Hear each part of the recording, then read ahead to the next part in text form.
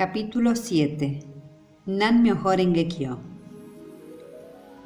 Nichiren estableció una forma de práctica simple, pero profunda, que permite a todos los seres humanos revelar la verdad suprema de su propia vida.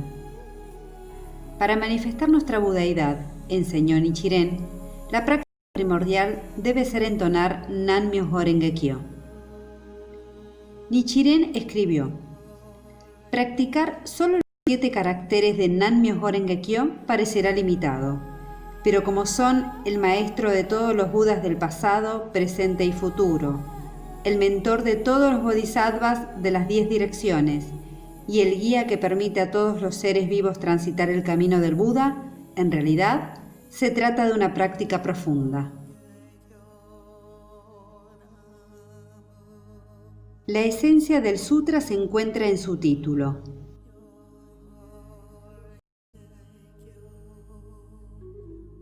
A veces, a Nan-myoho Renge-kyo se lo denomina el Daimoku, título del Sutra del Loto. En sánscrito, el Sutra del Loto se titula Saddharma Pundarika Sutra, que significa literalmente el Sutra de la Flor de Loto de la Ley Prodigiosa. Según la tradición, hubo 6 traducciones del Sutra del Loto al chino. En 406, el gran erudito Kumarajiva, oriundo del estado de Kucha, en Asia Central, tradujo la versión más conocida y, holgadamente, la más popular. Su extraordinaria traducción se consolidó como la versión definitiva y le valió al sutra un enorme grado de difusión y de respeto. Su título en chino, Miao Fa Lien Hua Ching, en japonés se dice Myoho Renge-kyo. Kumarajiva había estudiado exhaustivamente las doctrinas y filosofías del budismo Mahayana, tal como las había sistematizado Nagarjuna y otros grandes eruditos indios. Basado en tales enseñanzas, ponderó y comprendió el significado del loto de la ley prodigiosa. Kumarajiva emprendió una larga odisea espiritual que le permitió captar la realidad suprema implícita en el Sutra del Loto y expresar ese esclarecimiento en su brillante traducción, que fue la base de muchos estudios posteriores sobre el Sutra del Loto.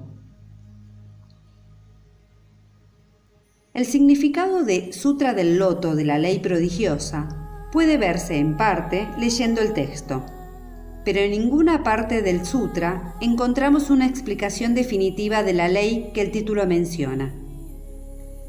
Aquí yace la trascendencia de Nichiren. Fue él quien dio a esa ley la expresión concreta de Nan-myoho Renge-kyo. Nichiren interpretó que los 28 capítulos del Sutra del Loto, en su totalidad, elucidaban la ley mística, ley que él expresó como Nan-myoho Renge-kyo, y la iluminación de Shakyamuni, quien había tomado conciencia de esa ley mística. En diversos escritos, Nichiren identificó Myoho Renge-kyo como la realidad última o verdad absoluta de todos los fenómenos, y al mismo tiempo como la naturaleza de Buda inherente a todos los seres. Nichiren afirma que la esencia del sutra es inherente a su título, pero esta aseveración tiene una larga y respetable historia. El comentario chino más antiguo que se haya conservado acerca del Sutra del Loto, escrito por uno de los discípulos de Kumarajiva, dedicó un apartado entero a explicar el título de dicha escritura. Más de un siglo después, el gran maestro Tiantai organizó todas las escrituras budistas chinas existentes y desarrolló una codificación completa de la doctrina budista basada en el Sutra del Loto, que, en su opinión, integraba todas las demás enseñanzas del budismo. Una obra suya de 10 volúmenes, Profundo Significado del Sutra del Loto, está dedicada en gran medida a desarrollar el título y concluye que la esencia de todo el sutra se encuentra en esa frase. Nichiren subrayó la naturaleza abarcadora del título que lleva el sutra cuando dijo: en el título o Daimoku, es decir, Nan-myoho Renge-kyo, se encuentra incluido todo el sutra, que consta de 8 volúmenes, 28 capítulos y 69.384 caracteres, sin que falte un solo ideograma. Entonar el Daimoku 2 veces es como leer el sutra 2 veces. 100 Daimoku equivalen a 100 recitaciones del sutra, y 1000 Daimoku son lo mismo que leerlo 1.000.000 de veces. También escribió: quienes entonan Myoho Renge Kyo, el título del Sutra del Loto, incluso sin entender su significado, comprenden no solo el corazón del Sutra del Loto, sino también la cuerda principal, es decir, el principio esencial de las enseñanzas expuestas por el Buda durante su vida. Y nuestros contemporáneos consideran que los 5 ideogramas de Myoho Renge Kyo son solo un nombre, pero esto no es acertado. Myoho Renge Kyo es la esencia, es decir, el corazón del Sutra del Loto.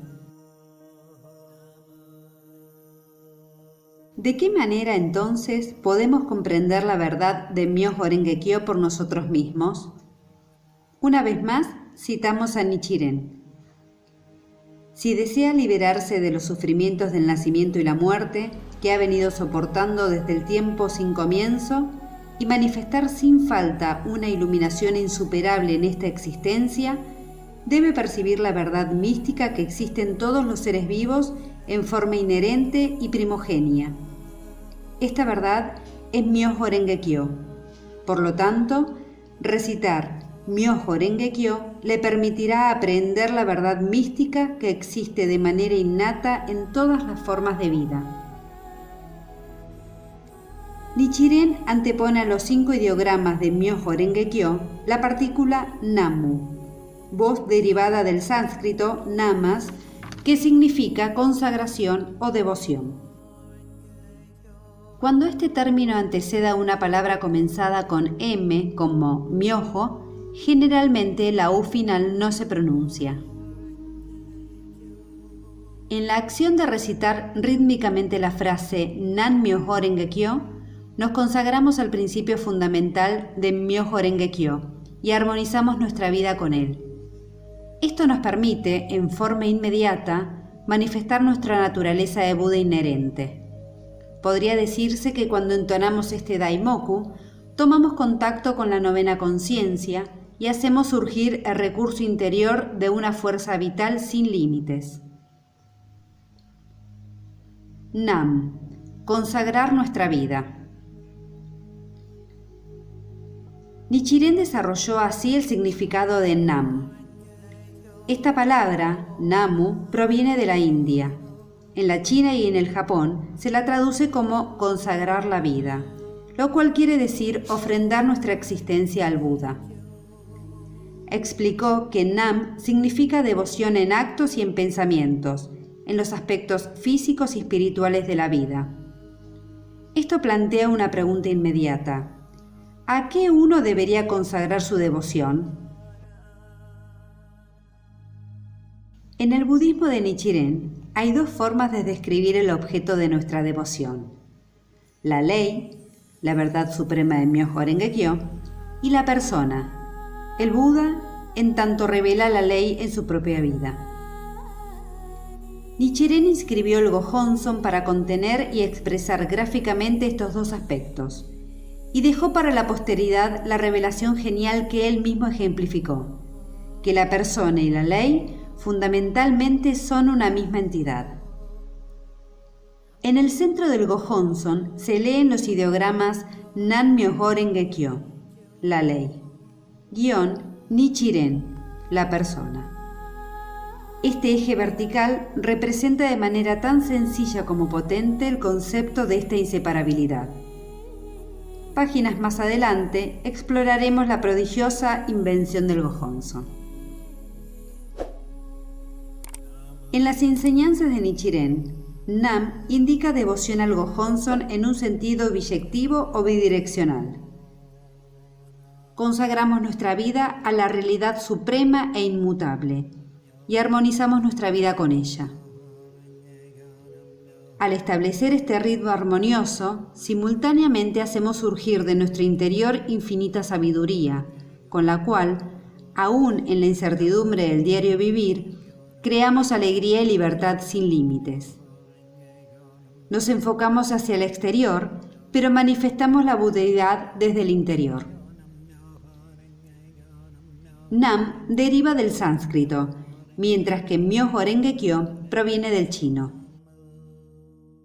La amalgama de una lengua indoeuropea con un idioma oriental en Nam Myoho Renge Kyo sugiere el impacto global de la enseñanza de Nichiren.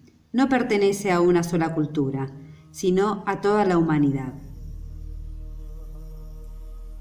Myoho, la ley mística. La palabra Myoho significa ley mística.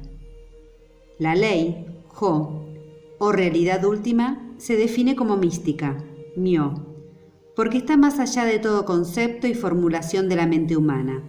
Es infinitamente profunda. Nichiren esclareció este punto. Ahora bien, ¿qué significa Myo? Es sencillamente la naturaleza insondable de nuestra vida, momento a momento, que la mente es incapaz de comprender y las palabras no alcanzan a expresar. Cuando examinamos nuestra mente en cualquier instante, no percibimos en ella forma o color alguno que nos permita confirmar su existencia. Y, sin embargo, tampoco podemos decir que no exista, ya que en forma constante nos surgen pensamientos dispares. Por eso, no podemos afirmar que la mente existe, pero tampoco que no existe. La vida es, sin duda, una realidad inescrutable, que trasciende las palabras y los conceptos de existencia o no existencia. No es existencia ni no existencia, y sin embargo, exhibe las cualidades de ambas. Es la entidad mística del camino medio, la realidad suprema. Myo es el nombre que se le da a la naturaleza mística de la vida, y Ho, el que recibe en sus manifestaciones. Aquí, Nichiren interpreta Myo como la realidad suprema que trasciende nuestra capacidad de percepción, y Ho como el mundo de los fenómenos, sujeto al cambio constante. La unión de ambos conceptos, representada por la palabra Myoho, refleja la inseparabilidad esencial entre la realidad última y el mundo tal como se nos presenta. Según el budismo, no hay distinción fundamental entre la realidad última y la realidad cotidiana. El que toma conciencia de ello es un ser iluminado. Quien no lo comprende vive bajo la órbita de su ilusión fundamental. Nichiren escribe: se denomina persona común a la que vive en la ilusión, pero cuando esa persona está iluminada, pasa a llamarse Buda. En este contexto, ilusión se refiere a los primeros 9 de los 10 estados, desde el de infierno hasta el de bodhisattva, mientras que iluminada alude al estado de budeidad. Sin embargo, los 9 estados y la budeidad juntos existen en cada momento, de manera inherente. Además, Nichiren explicó: Myo indica la naturaleza de la iluminación, budeidad, mientras que Ho se aplica a la oscuridad o ilusión, los primeros 9 estados. A la inseparabilidad entre la ilusión y la iluminación se la denomina Myoho o ley mística. Esta inseparabilidad entre la ilusión y la iluminación puede entenderse mediante un sencillo ejemplo.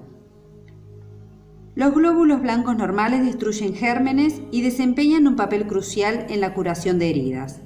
Son esenciales para nuestra supervivencia individual. Pero el crecimiento anormal de dichas células puede causar enfermedades fatalmente potenciales, como la leucemia.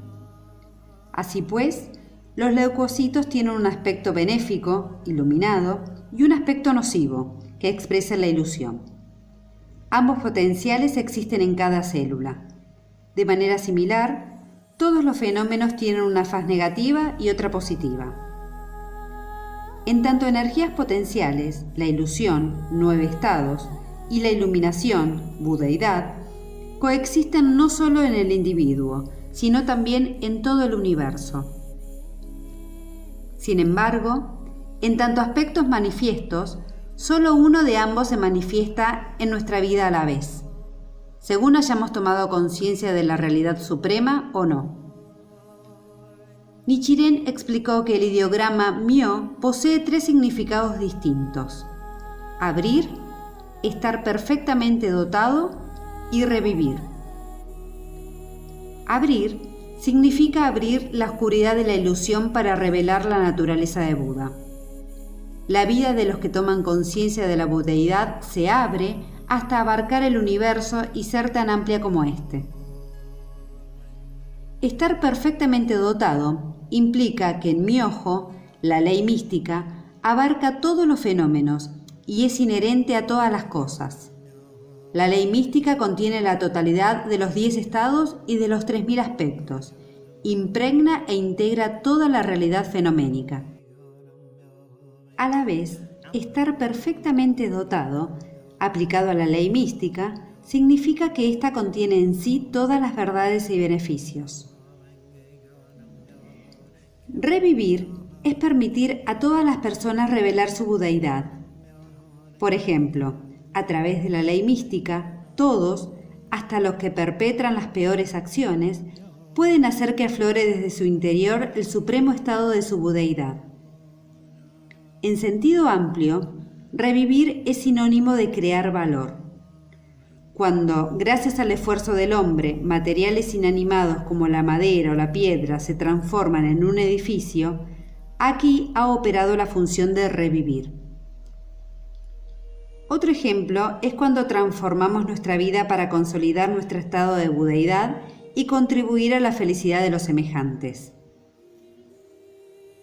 A la vez, revivir significa que cuando nos basamos en la ley mística, todas las demás leyes y enseñanzas adoptan la perspectiva correcta y revelan importantes aspectos de la verdad esencial. De manera semejante, cuando basamos nuestra fe en la ley mística, todas nuestras aptitudes, rasgos de personalidad y otras cualidades personales cobran vida y se expresan de una manera que contribuye a nuestro propio crecimiento y a la vez beneficia a los demás. Nichiren incluyó otra interpretación de Myoho. Myo representa la muerte y Jo la vida. Es difícil concebir intelectualmente nuestra vida en estado de muerte, y más difícil aún ponderar cómo y dónde existe la vida después de la muerte. Aunque creamos que ella permanece en el universo, en estado latente, sigue siendo un concepto muy arduo de comprender. Así que la muerte corresponde a Myo en tanto místico o inconcebible. La vida, en cambio, se expresa de varias formas visibles, según patrones definidos, y manifiesta alguno de los 10 estados de acuerdo con el funcionamiento de los 10 factores. La vida, entonces, corresponde a Jo o ley. La vida y la muerte son 2 manifestaciones contrastantes de la realidad suprema. En forma complementaria, la realidad esencial puede verse en la realidad cotidiana de la vida y la muerte. Arengue, la flor de loto. La palabra arengue significa flor de loto. La planta del loto posee una historia memorable y ha sido admirada en muchas culturas y tradiciones. Los fósiles de loto más antiguos se remontan al período Cretáceo, que comenzó hace 144 millones de años y concluyó 65 millones de años atrás. En 1933, en Kioto, se halló un loto fosilizado cuya antigüedad se calculó entre 20.000 y 10.000 años. Su aspecto es idéntico a las plantas de loto que conocemos en la época actual. En el valle pakistaní del río Indo, en una localidad llamada Mohenjo-Daro, se hallaron las ruinas de una importante y antiquísima ciudad. Los arqueólogos desenterraron un recinto conocido como el Gran Baño, probablemente empleado en abluciones rituales. Un ícono excavado en ese lugar muestra a una mujer con un tocado ornamentado con flores de loto. Esto ha permitido saber que la civilización del Valle del Indo respetaba el loto. Cuando en 1985 me reuní a dialogar con el Dr. Karan Singh, conocido intelectual indio, conversamos sobre la flor del loto. Como el budismo se propagó en toda la antigua India, yo había pensado que la flor de loto se cultivaba extensamente en diversas regiones del territorio. Me sorprendí entonces cuando el Dr. Singh me dijo que el loto solo crecía en la región de los Himalayas, área visitada a menudo por Shakyamuni en sus viajes de propagación. El Dr. Singh describió los diversos significados simbólicos que tuvo el loto a lo largo de la extensa historia india. En primer lugar, la flor significa fertilidad, prosperidad y larga vida. En segundo término, se dice que Brahma, personificación del principio universal primario en la mitología india, surgió de un loto. Tercero, la flor de loto crece en el fango, lo cual ilustra que la belleza puede surgir incluso de cosas desagradables. Cuarto, la flor de loto flota sobre la superficie del agua, pero se mantiene seca. Esto simboliza la actitud imperturbable en medio de las tribulaciones de la vida. En quinto lugar, en los escritos sánscritos se usaba la imagen del loto para exaltar la belleza de los ojos de la mujer. Sexto, la flor del loto se cierra de noche y se abre de día. Esto ha resultado ser una metáfora viviente para indicar el despertar de la mente a una filosofía sublime y excelsa. Las interpretaciones del Dr. Singh derivan de las antiguas actitudes indias hacia esta planta. La flor del loto se menciona en el Rig Veda, la escritura india más antigua que se conoce. En ese momento, el loto era valorado como ideal de belleza y al mismo tiempo como hierba medicinal. Sus rizomas eran preciados como fuente de nutrición y de fortaleza, y se empleaban en la preparación de diversos remedios. Se dice que Shariputra, uno de los discípulos principales de Shakyamuni, curó una enfermedad crónica con rizomas de loto. La flor en sí se utilizaba como remedio herborístico para afecciones renales y estomacales. Sus hojas servían para restañar hemorragias. En la China, asimismo, el loto floreció desde antaño en la región del Río Amarillo y en otras zonas. Hallamos odas que ensalzan al loto en poemas del Shi Qing, libro de poemas, antología de unos 300 poemas que datan mayormente de comienzos de la dinastía Zhou temprana, compilada hace 3000 milenios. Los chinos veían el loto como símbolo de la virtud humana, acaso por su noble aspecto, como se aprecia en el ensayo sobre el amor al loto de Zhou Tuni, escrito durante la dinastía Sung en el siglo XI. Dar a alguien una semilla de loto era dar testimonio de su bondad e indicar el deseo de atesorar su amistad y su presencia. A la vez, la flor de loto se ha empleado en la China desde hace muchísimo tiempo para augurar felicidad en ocasiones festivas.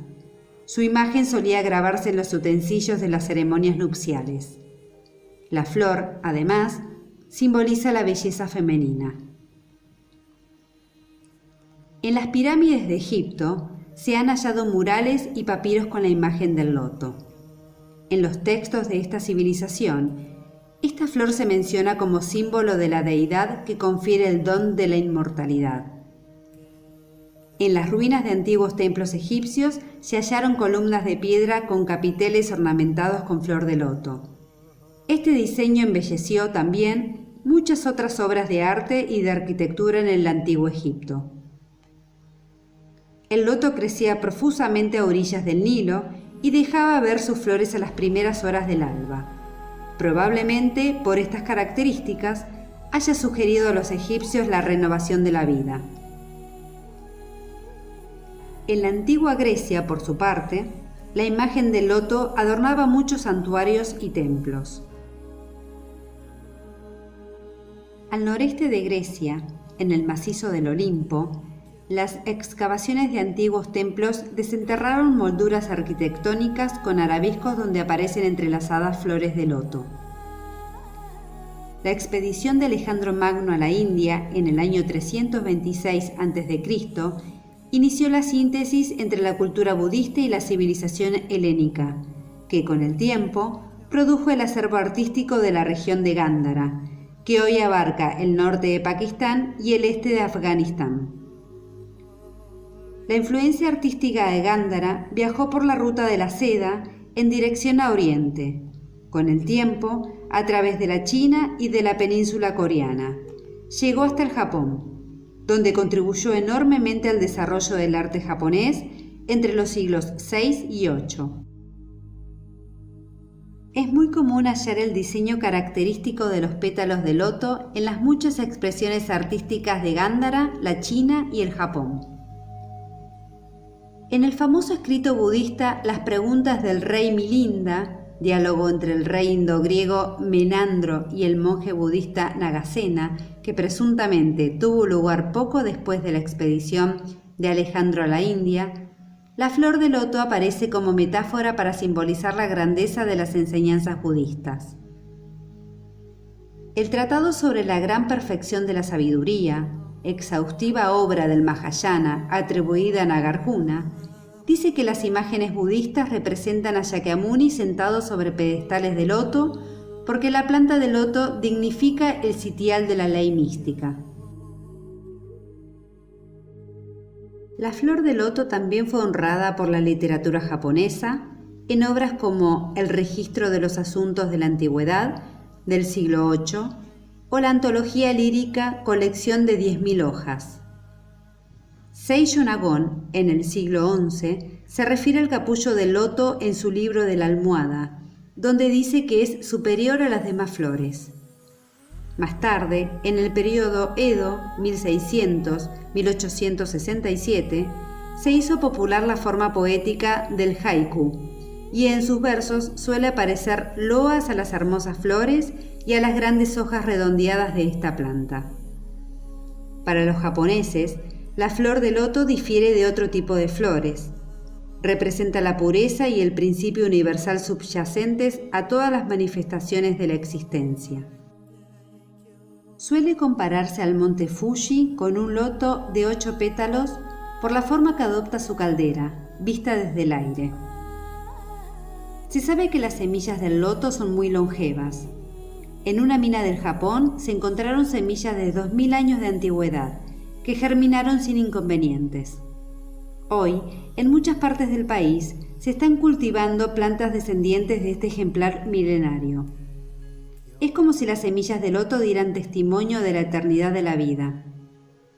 En suma, desde tiempos remotos el ser humano ha reconocido en la flor de loto cualidades como la pureza y la eternidad, lo cual probablemente haya inducido a que se la usara como símbolo de la ley y de las enseñanzas de Shakyamuni. La simultaneidad de causa y efecto. Tiantai explicó que la palabra loto, en el título del Sutra del Loto, no solo era una metáfora de la ley mística, sino que era la ley en sí. El nombre Renge no existe como símbolo de nada. Es la enseñanza expuesta en el Sutra del Loto. La enseñanza expuesta en el Sutra del Loto es pura e impoluta y explica las sutilezas de causa y efecto. Por lo tanto, se lo llama Renge o Loto. Este nombre designa la verdadera entidad revelada en la meditación basada en el Sutra del Loto y no constituye una metáfora ni un término figurativo. Pero como esta esencia es difícil de comprender, se emplea la metáfora de la planta del loto. Así pues, se utiliza la alegoría de la planta de loto, fácil de entender, para elucidar al loto difícil de comprender, que es la esencia del Sutra del Loto. Nichiren amplió este profundo principio. Myoho Renge Kyo se compara con el loto, la gran flor de Mandara, que crece en el cielo y los capullos de cerezos que crecen en el mundo de los hombres. Son flores admiradas, pero el Buda no comparó ninguna de ellas con el Sutra del Loto. En cambio, de todas las especies, eligió simbolizar el Sutra del Loto con la flor del loto. Y existe una razón. Algunas plantas primero florecen y luego dan frutos, mientras que otras fructifican antes de florecer. Las hay que tienen solo una flor y muchos frutos, y también están las que tienen muchas flores pero un fruto único, mientras que otras dan frutos sin florecer. Vemos así que existen muchas clases de plantas, pero el loto es la única que da flor y fruto en forma simultánea.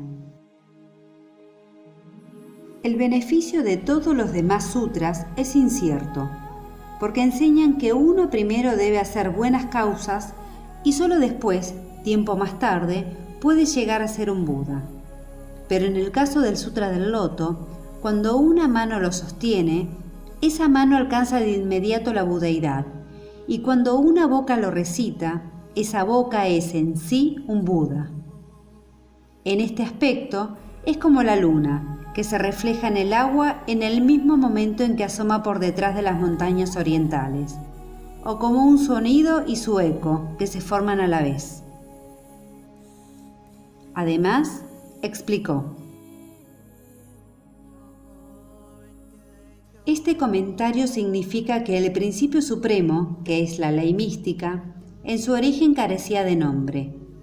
Cuando el venerable observó el principio y asignó nombres a las cosas, percibió que existía esta ley única y prodigiosa, myojo, que poseía en forma simultánea causa y efecto, renge, y la llamó myoho-renge. Esta ley, que es myoho-renge, abarca en sí todos los fenómenos pertenecientes a los 10 estados y a los 3000 aspectos, sin carecer de uno solo de ellos. Todo el que practique esta ley obtendrá simultáneamente tanto la causa como el efecto de la budeidad. La planta del loto produce al mismo tiempo flores y semillas. Por eso representa la ley única y prodigiosa que simultáneamente posee causa y efecto. Este principio, la simultaneidad de causa y efecto, significa que tanto los 9 estados, la causa, como la budeidad, el efecto, existen en forma simultánea en cada instante de la vida. Por ende, no hay diferencia sustancial entre un Buda y una persona común. En el interior de todos los seres, animados o inanimados, existe la ley que corporifica la simultaneidad de causa y efecto. Este punto, que ocupa un lugar central en el budismo, encuentra un paralelo en teorías científicas modernas como la del Big Bang, la explosión de magnitud inimaginable ocurrida hace casi 20.000 millones de años, que habría dado origen a nuestro universo físico de miles de millones de galaxias, todas con sus cientos de millones y millones de estrellas y planetas. El universo comenzó a expandirse en el mismo momento en que cobró existencia, lo cual ilustra la simultaneidad de causa y efecto. Otro prodigio es el huevo humano fertilizado. Mide apenas 1/10 de milímetros de circunferencia, pero contiene toda la información genética necesaria para convertirse en un ser humano adulto y completo. En el momento de la concepción, el huevo puede verse como la corporificación simultánea de la causa y el efecto de un ser humano. En forma análoga, la semilla de una planta también ejemplifica esta inseparabilidad entre la causa y el efecto. Por lo general, las semillas se siembran en primavera y dan fruto en otoño. Pero desde un punto de vista distinto de lo puramente temporal, podemos decir que en la semilla coexisten, intrínsecamente, tanto la causa como el efecto. Cuando uno contempla en profundidad la ley causal que opera en la vida, inevitablemente concluye aceptando la inseparabilidad entre las causas y los efectos. Debemos tener en cuenta que los ejemplos antes citados se refieren a la causalidad en el mundo fenoménico, accesible a la investigación y a la confirmación científica. Pero el principio budista de la causalidad llega mucho más profundo y penetra en los resquicios más hondos y recónditos de la vida. Se aplica a un plano que trasciende el tiempo y el espacio. Entonces, desde esa perspectiva, no tiene sentido decir que las causas preceden a los efectos. Ambos existen en forma simultánea. A veces, las personas equiparan la causalidad, se trate del concepto científico o del concepto del karma, con el determinismo, es decir, con la noción que niega el libre albedrío. Probablemente esto derive de pensar que una causa dada inevitablemente debe producir un efecto dado, y que el hombre no puede hacer nada al respecto. Sin embargo, esta idea determinista no tiene en cuenta nuestro potencial de alterar el significado de nuestras acciones pasadas mediante las causas o acciones que iniciamos a partir del instante actual. El budismo enseña que hay un elemento indispensable para traer a la superficie la causalidad latente en lo profundo de nuestro ser. Ese elemento es una causa externa que, al unirse a una causa latente, produce un efecto manifiesto. Sin la causa externa apropiada, la causa latente y el efecto latente que éste conlleva permanecerían eternamente dormidos. Además, los efectos latentes se manifiestan en formas muy diversas, según sea la naturaleza de la causa externa. Por ejemplo, nuestra interacción con el ambiente. Hacer surgir desde el interior el estado supremo de la budeidad transforma drásticamente toda la red de causas y efectos que integran nuestro destino o estado de vida. Entonces, esa red, en lugar de basarse en la ilusión, se basa en la budeidad y obra para impulsar nuestro desarrollo como seres humanos.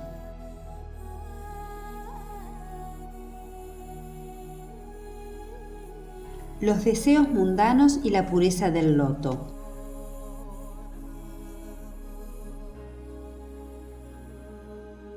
Otro atributo del loto que se presta para el simbolismo budista es que crece y florece en agua fangosa, y sin embargo sus flores son puras y hermosas.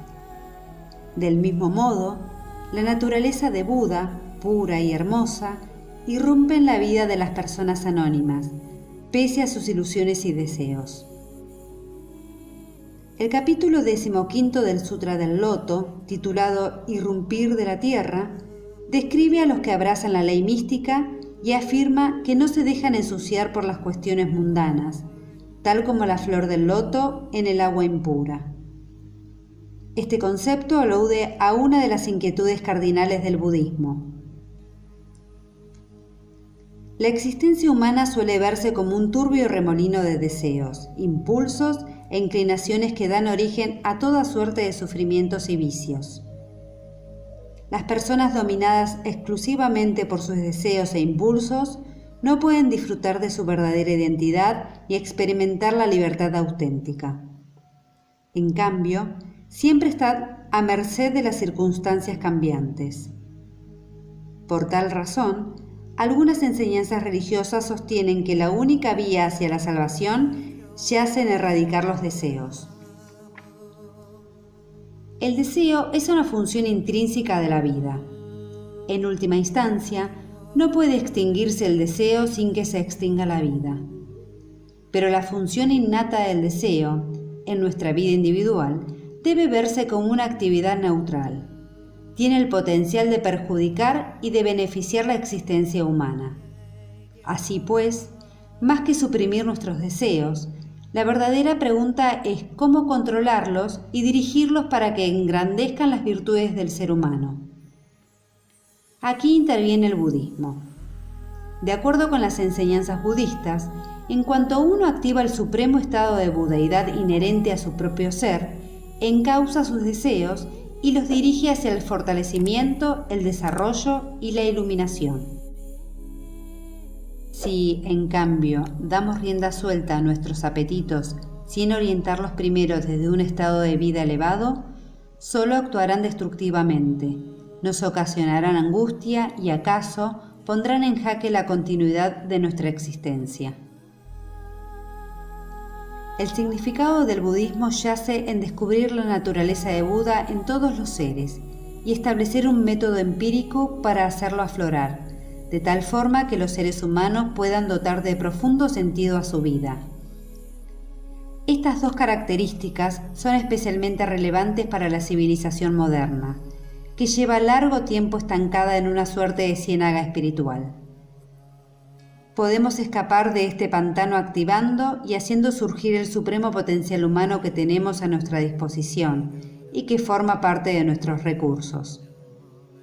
Los deseos, debidamente canalizados, pueden alimentar y mantener vivo nuestro proceso de desarrollo espiritual. Pero mal encausados pueden ser un factor de riesgo para el hombre. Kyo, la enseñanza del Buda. La palabra japonesa Kyo es la traducción del sánscrito sutra, aplicado a las enseñanzas de Shakyamuni. Como el Buda enseñó mediante la prédica, es decir, oralmente, la palabra Kyo también suele significar sonido. Tiantai escribió: la voz lleva a cabo la tarea del Buda, y por eso se llama Kyo. Nichiren también expuso: Kyo se refiere a las palabras y al discurso, al sonido y a las voces de todos los seres humanos. El ideograma chino con que se escribe Kyo originariamente se empleaba para designar la urdimbre de la tela. Tal vez porque esto evoca una imagen de continuidad, Kyo terminó denotando las enseñanzas que eran preservadas y transmitidas a la posteridad. El ideograma en la China se aplicaba a los libros o clásicos como los del confucianismo o el taoísmo. Cuando las escrituras budistas ingresaron en el territorio chino procedentes de la India, el ideograma terminó denotando los sutras. En este sentido, Nichiren interpreta el término cuando dice: se llama Kyo a lo que es eterno y se extiende a través del pasado, presente y futuro. Con su magnífica voz, Shakyamuni inspiró profundamente a los hombres y revivió su espiritualidad. La suya fue una voz comprometida con la verdad, dedicada a expresar la ley hacia la cual se iluminó con lo más profundo de su ser. La voz es la vibración de toda la entidad viviente. Revela la personalidad y la naturaleza de un ser humano. Nan-myoho Renge Kyo es el ritmo fundamental del universo, la voz más grandiosa de todas las que existen. Según Nichiren, cuando entonamos Nan-myoho Renge Kyo una sola vez, basta con ese sonido para hacer surgir y manifestar la naturaleza de Buda de todos los Budas y de todos los demás seres vivientes. Este beneficio es inconmensurable e ilimitado. En otro escrito leemos: solo Nichiren, sin escatimar la voz, hoy entona Nan-myoho Renge Kyo.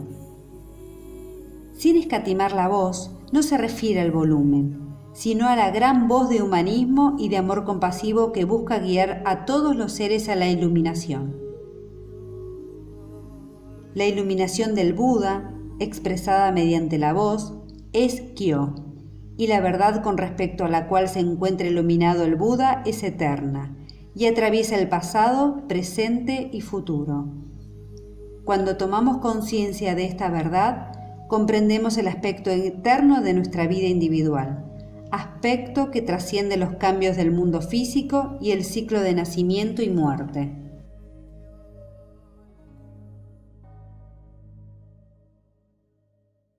El Gohonzon, objeto de devoción.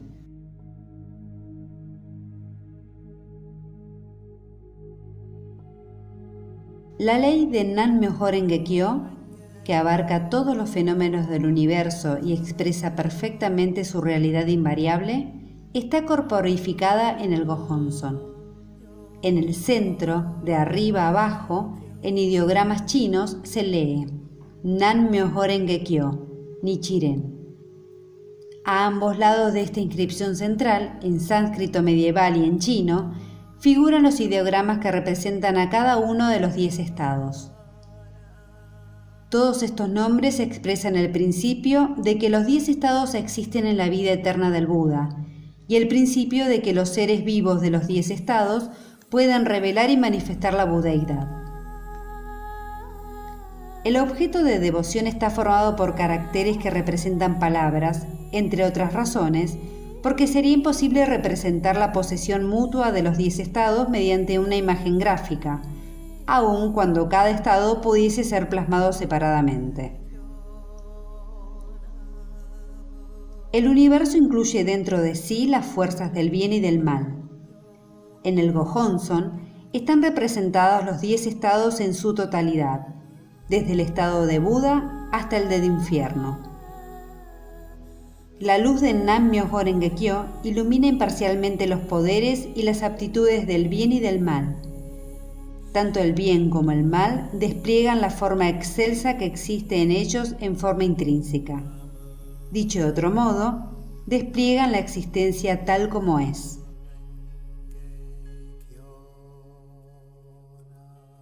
Esa forma excelsa de la existencia fundamental cobra aspecto físico en este mundo por medio del Gohonzon. Por ende, cuando entonamos Nan Myoho Gekyo ante el Gohonzon, el bien y el mal, o la capacidad iluminada y el aspecto ilusorio de nuestra vida, comienzan a funcionar como la forma excelsa de la existencia fundamental. Incluso una vida controlada por la agonía del infierno, o una vida restringida por el estado de ira, comienzan a moverse hacia la creación de valor y de felicidad personal. Los destinos empujados hacia la desventura y la desdicha encuentran el rumbo que los orienta hacia el bien, cuando comienzan a basarse en la ley mística. Es como si el sufrimiento se convirtiera en el combustible que alimenta el fuego de la dicha, la sabiduría y la empatía. La ley mística y la fe enciende esa llama. No hace falta decir que los estados derivados del bien, como el de budeidad, el de bodhisattva o el de éxtasis, solo incrementan su brillo y su efectividad mediante el poder de entonar Nan Myoho Gekyo. El bien y el mal, los 3000 aspectos y factores de la existencia se fusionan armoniosamente y nos conducen a la felicidad, a una vida de eternidad, alegría, verdadera identidad y pureza. La fe en el Gohonzon y la práctica de Nan Myoho Gekyo nos permite tomar contacto con nuestra budeidad, que es la realidad última de nuestra vida. Así pues, la ley mística es el objeto de devoción y, más generalmente, la verdad inherente a nosotros.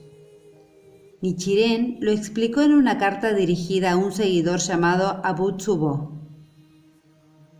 En este momento, el cuerpo del honorable Abutsu está compuesto de los 5 elementos: tierra, agua, fuego, viento y espacio. Estos 5 elementos son, a su vez, los 5 ideogramas del Daimoku. Por tal razón, Abu-Tsubo es la torre de los tesoros, y la torre de los tesoros es Abu-Tsubo. Ningún otro conocimiento es relevante. Es la torre de los tesoros adornada con las 7 clases de tesoros: escuchar la enseñanza correcta, creer en ella, observar los preceptos, meditar, practicar asiduamente, renunciar a los apegos y reflexionar sobre uno mismo. Tal como vimos en el capítulo primero, la Torre de los Tesoros es la gran metáfora del Sutra del Loto que representa el infinito potencial de dicha y de felicidad que existe en la vida del sujeto individual, coextensiva con la vida del cosmos infinito. La Torre de los Tesoros es sinónimo de la ley mística, del Gohonzon y de la naturaleza de Buda inherente a cada uno de nosotros. En este fragmento, Nichiren traza una relación entre todo el cuerpo de Abu-Tsubo y Myoho Renge Kyo, la ley mística. Esta última no existe más que en el mundo de los fenómenos, el mundo de los 5 elementos universales. La ley mística es inseparable de nuestro cuerpo. A decir verdad, nuestro cuerpo, en tanto manifestación de nuestra vida, también es una entidad de la ley mística. El cuerpo y la mente son inseparables y, fundamentalmente, imposibles de distinguir. Constituyen una sola entidad. Cuando el budismo menciona el cuerpo humano, no se refiere al cuerpo físico como algo distinto de la mente, sino a toda la entidad que abarca mente y cuerpo. Es difícil creer que nuestro cuerpo en sí pueda ser la ley mística. Por eso tan a menudo desperdiciamos nuestro afán buscándola fuera de él, en otro lugar. Sin embargo, consagrándonos a la práctica budista podemos lograr el mismo nivel de conciencia y de esclarecimiento que Nichiren, quien explicó que la Torre de los Tesoros representa al Gohonzon y también la vida de todos los que lo abrazamos y revelamos nuestra naturaleza de Buda innata. El Gohonzon corporifica una verdad, la realidad invariable de los fenómenos siempre sujetos al cambio, y la existencia del estado de vida más profundo que cada uno lleva en su interior en forma latente. Por tal razón, Nichiren también escribió a una seguidora: «Jamás busque este Gohonzon fuera de usted misma.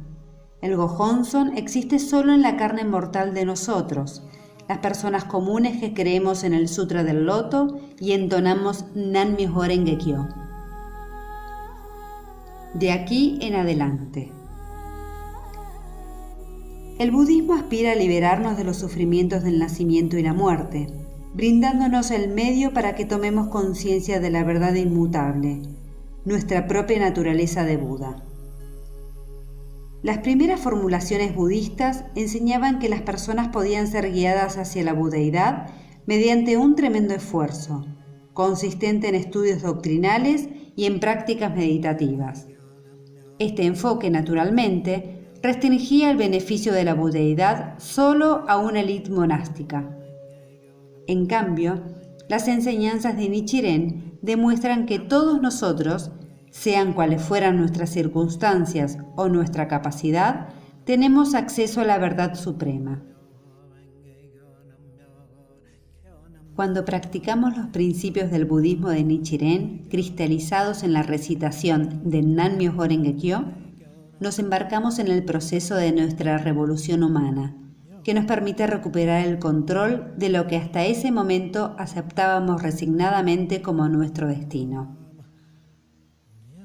Como hemos visto, es posible establecer un estado de felicidad absoluta e indestructible, independiente de las circunstancias que a cada uno lo rodeen, cuando uno enfrenta su realidad cotidiana de frente, basadas en las enseñanzas budistas de Nichiren. Rebosantes de vitalidad y de convicción, podemos afrontar y superar todos los desafíos por venir, especialmente los sufrimientos relacionados con la enfermedad, la vejez y la muerte. Podemos despertar y tomar conciencia de nuestro potencial sin límites, enfocados en hacer realidad nuestros sueños. De la mano de nuestro despertar personal e inseparablemente de este estado individual, el propósito de la práctica budista yace en crear una sociedad realmente pacífica, basada en el fortalecimiento de cada persona, es decir, un verdadero mundo de justicia y de igualdad, basada en el respeto a la naturaleza de Buda inherente a todos y a cada uno de los seres humanos.